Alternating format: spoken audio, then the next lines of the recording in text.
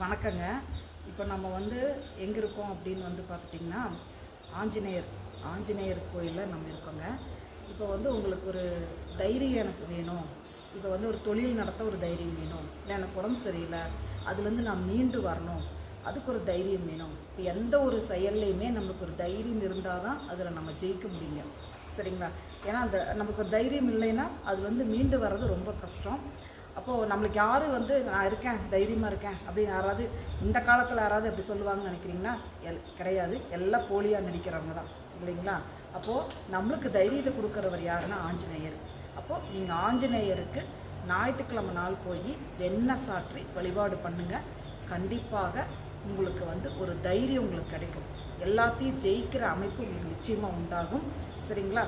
அதனால் ஞாயிற்றுக்கிழமை காலையில் 6 to 9 போய் ஆஞ்சநேயர் வழிபாடு பண்ணுங்கள். நெய் விளக்கு 2 தீபம் போடலாம். அதே மாதிரி வெண்ணெய் சாற்றி வழிபாடு பண்ணலாம். உங்கள் கோரிக்கைகள் கண்டிப்பாக நிறைவேறும். உங்களுக்கு ஒரு தைரியம் கண்டிப்பாக கிடைக்கும். சரிங்களா? அதனால் வழிபாடு பண்ணுங்கள். உங்களுக்கு வெற்றி உண்டாகட்டும். அனைவருக்கும் நன்றி. வாழ்த்துக்கள்.